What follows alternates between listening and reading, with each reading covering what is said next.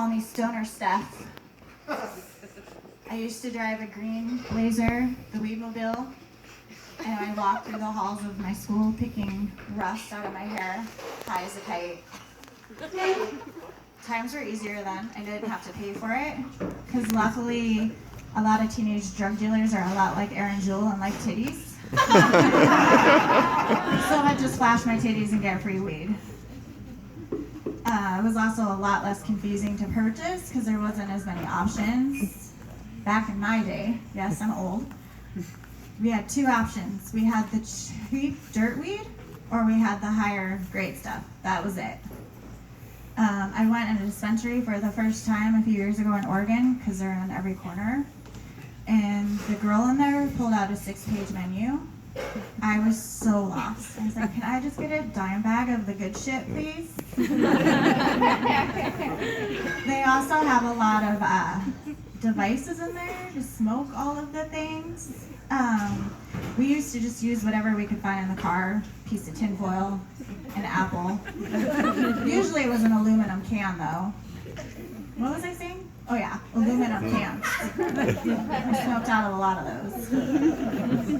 I also discovered dabs, which I had always thought was a dance move. There was no dancing after doing a dab. There was a 2-day nap. A dab will do ya.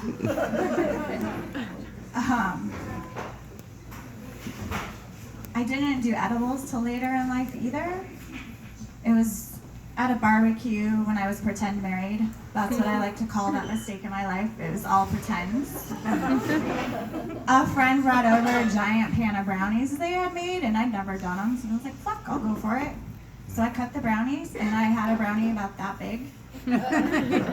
And just as I'm wiping the crumbs from my mouth, my friend that made the brownies looks at me and she's like, did you eat that whole thing? Yeah, it was good. Oh, dude. What? Oh, dude.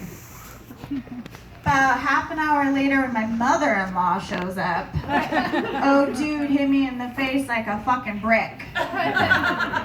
It sounded like everybody was talking to me through a paper towel tube, and I couldn't move very well.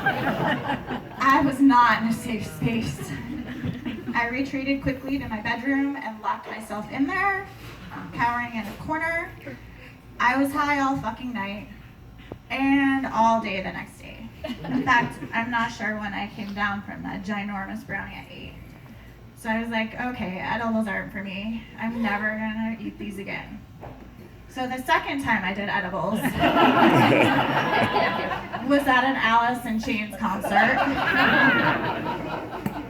in Washington when a dispensary bought a cookie. Thankfully, it had directions. It said, if you don't feel anything, wait 20 minutes.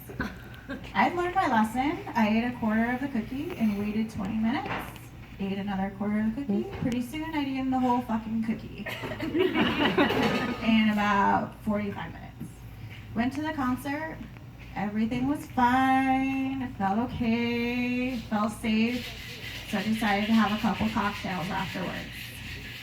As I'm walking back to the hotel room, it all kicked in all at once. I've learned that edibles do that. All at once, they just hit you. So I proceeded to go back to the hotel and vomit all night long and had to drive back to Montana the next day. So seriously, I'm never doing edibles again. The third time I did edibles, just kidding, it only takes me 2 times to learn a hard lesson. That's all I've got. Thanks you guys for listening.